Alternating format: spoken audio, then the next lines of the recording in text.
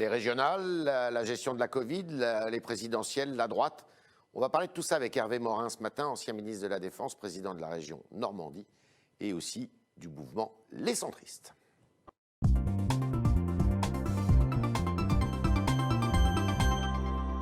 Bonjour Hervé Morin.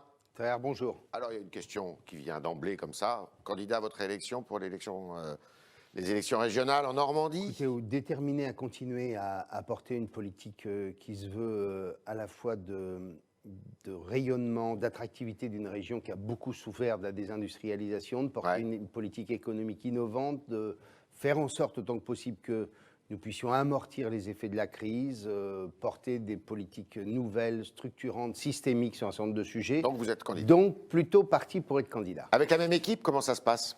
Oui, bien sûr, avec une équipe sortante qui sera nécessairement renouvelée et avec l'idée d'être d'abord et avant tout une liste qui s'adresse au territoire, rassemblant des hommes et des femmes issus et élus de leur territoire, capables de porter un projet dans un bassin de vie et de porter une politique régionale qu'ils sont en capacité ensuite de décliner dans leur bassin de vie. Donc des élus locaux, des hommes de terrain, des gens qui connaissent les Français. Mais vous êtes à droite, vous ?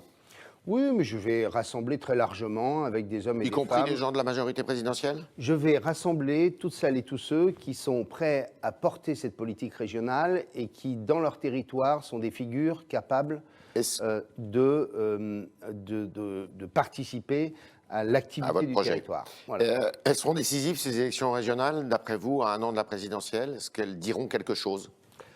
Nécessairement, elles seront décisives, au moins pour certains qui veulent être candidats à l'élection présidentielle. Ouais. C'est-à-dire que ceux qui vont chuter aux élections régionales ne pourront pas être candidats à l'élection présidentielle. Ouais. Ceux qui le seront auront en effet une rampe de lancement qui sera intéressante. Je pense notamment à Valérie Pécresse et à Xavier Bertrand. S'ils sont battus, ils ne pourront pas se présenter à la présidentielle. Je crois que Xavier Bertrand l'a déjà dit, et je crois qu'en revanche, si l'un d'entre eux est élu, notamment s'il est élu dans un contexte politique national difficile, il aura démontré sa capacité de porter un projet politique. Et vous aussi, non ? Oui, mais je ne suis pas candidat à l'élection présidentielle. Vous avez été, à un moment, vous l'avez songé, pas cette année, mais... Oui, il y a quelques années. C'est une idée comme j'y ai songé, je sais que je ne suis pas candidat. Alors, le parti Les Républicains est mort, d'après Marion Maréchal. Ah bon. C'est votre analyse aussi ? Non, je crois qu'il y a réellement l'espace pour un courant de pensée qui, très clairement, s'adresse... aux classes populaires, qui s'adresse à tous les Français et qui est en capacité de porter un projet dans lequel on aura une gouvernance publique radicalement différente, portant sur l'idée de subsidiarité et de décentralisation, avec une gouvernance publique dans laquelle on intégrera les conséquences majeures du réchauffement climatique, une gouvernance dans laquelle... C'est pas le cas d'Emmanuel Macron aujourd'hui ? Non. C'est pas un président de droite, beaucoup le décrivent comme un président de droite. Est-ce que le fait d'être un président de droite, c'est simplement d'avoir supprimé l'ISF et de l'avoir remplacé par l'IFI ? Ça ne suffit pas pour cela. Je pense que quand on est de droite, on est en capacité de s'adresser non seulement aux chefs d'entreprise, mais à l'ensemble des Français. La droite a perdu un peu le cordon ombilical avec le peuple, comme vous dites. Écoutez... si on regarde les statistiques, c'est pas terrible. Enfin, les résultats d'élection, c'est pas terrible. Je peux au moins vous révéler un secret. J'ai fait un sondage fin du mois d'août avec des intentions de vote dans la région. Ne comptez pas sur moi pour vous donner les résultats. Mais ce que je constate, c'est que quand on regarde par catégorie socio-professionnelle, je suis en mesure de faire de très beaux scores sur les classes populaires. Ce qui vous concerne. Et en revanche, l'électorat... le Parti socialiste avec des scores absolument miséreux sur ces mêmes classes populaires. Alors, on parle de Pécresse, on parle de Madame Pécresse, de Monsieur Bertrand, on parle de Monsieur Barouin.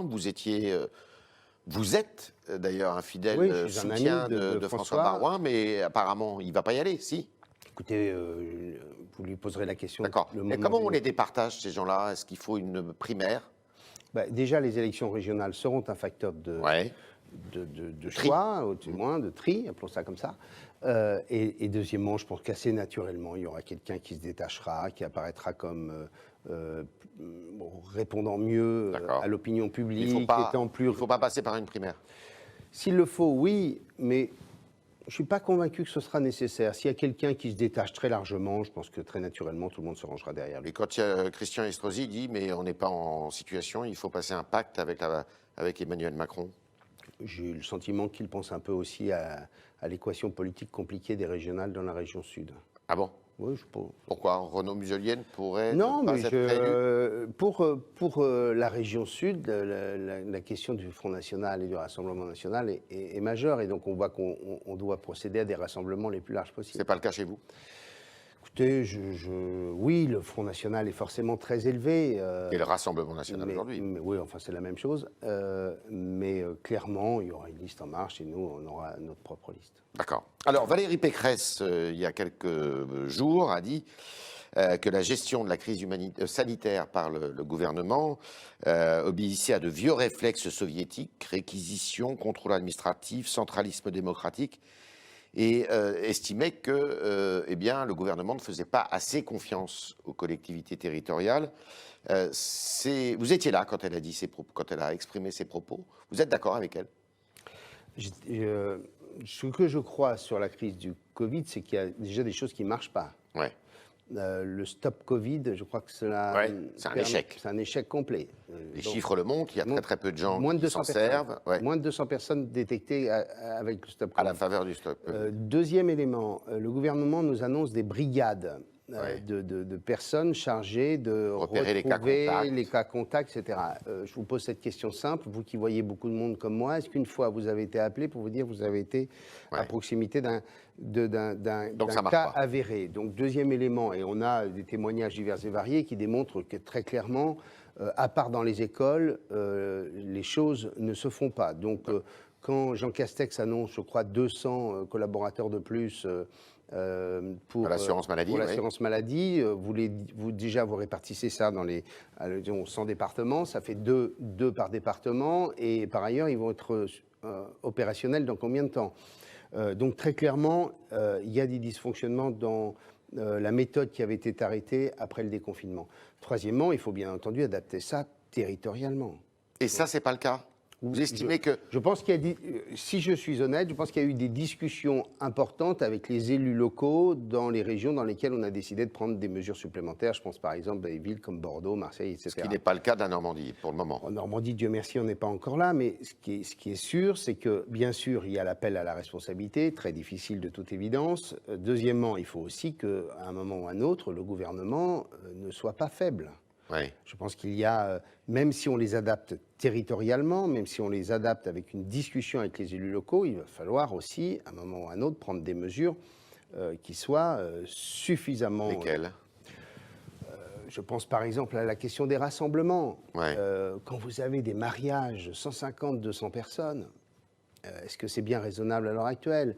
Est-ce qu'on doit éventuellement limiter les rassemblements, les réunions à quelques personnes? Je pense que ces questions-là vont se poser. Je discutais avec l'infectiologue, un des infectiologues d'un des CHU de ma région. Ouais, il me disait, aujourd'hui, les services de réanimation sont pleins, pas à cause du Covid, pas à cause de l'activité classique des hôpitaux. Déprogrammer aujourd'hui pose beaucoup de questions à certains de ses collègues. Pourquoi? Parce qu'on a vu les effets délétères de la déprogrammation sur toute une série de maladies et de patients, et que donc le sujet de vider à nouveau, de déprogrammer toute une série d'opérations, de soins pour des patients qui en ont absolument besoin et dont les effets ont été parfois relativement ou même très graves, la question finit par se poser. Et donc on voit bien qu'il faut très clairement dire à nos compatriotes, attention, les hôpitaux ont une autre activité que de s'occuper du Covid, et donc ayez en tête que à chaque fois que vous prendrez les mesures qu'on vous demande de prendre, vous protégerez non seulement de personnes atteintes du Covid, mais vous protégerez aussi des hommes et des femmes qui ont besoin des services hospitaliers. Vous travaillez de concert avec le corps préfectoral dans votre région? Moi, ça se passe bien? Ah ouais, moi j'ai un très bon dialogue avec mon préfet de région. Il était plutôt très mauvais avec la précédente. Il y a aussi des histoires de caractère. Moi, je travaille très très bien. Ce que je demanderais plutôt au gouvernement, notamment sur la relance économique, c'est que, au lieu de tout centraliser à Bercy ou à Matignon, on ferait mieux de faire confiance au préfet de région, d'avoir un comité État-région dans chaque région et que les crédits soient déconcentrés. Non, c'est pas l'orientation qui est en train d'être prise. C'est quoi l'orientation? Tout est décidé à Paris. L'idée, c'est que le plan de relance, il soit mis en œuvre que les décisions de financement soient prises à Paris. Arrêtons cela. La région prend toute une série de mesures, a mis en place toute une série de dispositifs pour soutenir l'économie. L'État met en place toute une série de mesures. Il faut qu'ensuite on puisse avoir cette discussion entre le préfet et le président de région et nos services, afin qu'à chaque fois on puisse calibrer le soutien à une entreprise, à un secteur, et non pas de faire remonter à Paris avec des appels à projets, une technocratie. Et l'intendance ne suit pas, en fait, comme disait M. Castex. Je dis que la méthode n'est pas la bonne. Je pense à une autre mesure. Très clairement, il va falloir favoriser et soutenir les hauts de bilan des entreprises, les fonds propres des entreprises. Moi, j'ai un fonds régional depuis 5 ans qui rentre dans le capital d'entreprise.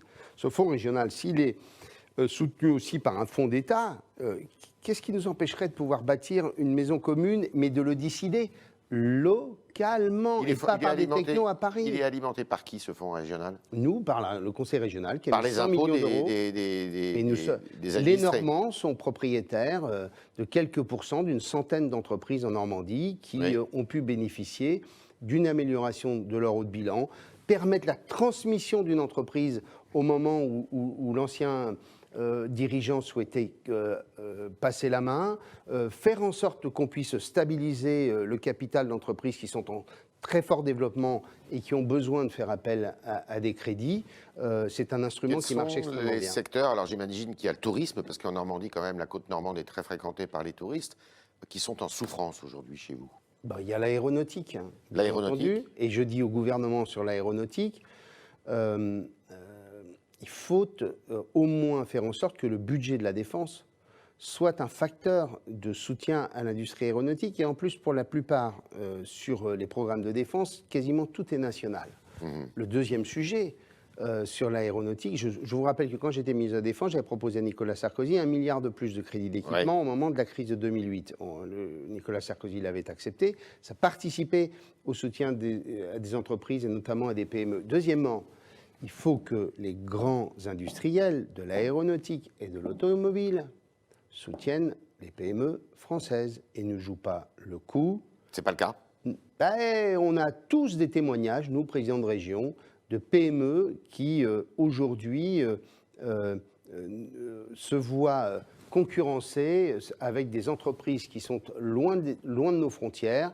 Et donc, on voit très bien que la tentation des grands donneurs d'ordre, de l'automobile et de l'aéronautique, c'est de faire appel à des entreprises délocalisées pour réduire les coûts. Ça, c'est pas acceptable. Et le gouvernement doit le dire. Et s'il le faut, nous mettrons les cas sur la table. Parce que ça, c'est pas acceptable quand il y a autant d'argent public. Et les compagnies de ferry s'en sortent ou pas? Et les compagnies de ferry, il y a un plan de 15 millions qui a été annoncé hier par Jean Castex. C'est très insuffisant. Il faut beaucoup plus que cela. Combien il faudrait?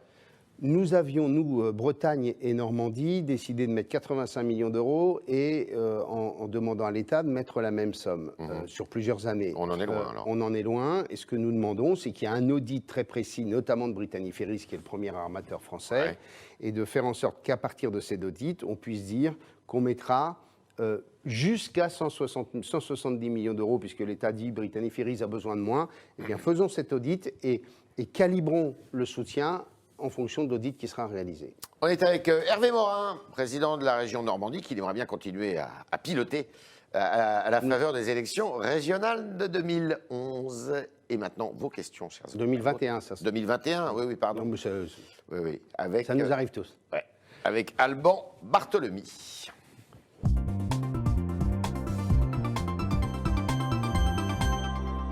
Bonjour Alban. Bonjour Yves. Alors, vos questions. Bonjour Hervé Morin. Je commence avec la question de Sylvie. En Normandie, le taux d'incidence du coronavirus dépasse aujourd'hui le seuil d'alerte. Elle se demande, notre internaute, s'il ne faudrait pas prendre des mesures encore plus restrictives. C'est exactement ce que j'ai dit. Je pense que la Normandie est... C'est quoi le taux d'alerte actuellement en Normandie? Je n'ai pas le chiffre en tête. Il dépasse 50 pour 100 000 en tous les cas. Il y a la Seine-Maritime étant des 5 départements, le département le plus touché aujourd'hui. Mais clairement, ce que je dis, c'est qu'il faut que sur la reprise de l'épidémie, on ne soit pas faible et qu'on prenne les mesures qui s'imposent, territoire par territoire. Et je pense qu'il y a notamment la question des regroupements familiaux, des réunions de famille, etc., sur lesquels il va falloir prendre des mesures. Ça, vous n'avez pas le pouvoir, vous, de les interdire? Moi, je n'ai aucun pouvoir en la matière. Mais ni les maires, d'ailleurs. Si. Oui, les maires peut-être dans le cadre de leur pouvoir de police, mais enfin, bon, de toute façon, il faut que ce soit une mesure qui soit prise par l'État et par un préfet. Mais clairement, il faut qu'on ne peut pas se permettre le luxe, un tant soit peu, de se retrouver dans une situation aussi calamiteuse qu'au printemps dernier. Le reconfinement général, c'est un drame total, économique, social et sanitaire pour la France.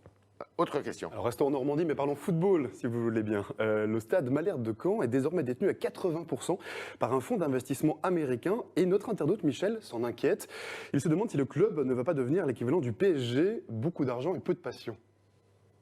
Qu'est-ce que vous en pensez? Est-ce que le fait qu'un investisseur américain vienne dans un club historique... Écoutez, faut faire le tour de table capitalistique sur un club de foot. C'est cher, un club de foot. J'adore le football. Donc et puis, ce qu'oublie de dire votre internaute, c'est qu'il y a tout de même à la tête un patron très français qui s'appelle Pierre-Antoine Capton, qui est un Normand, un Trouvillais, qui...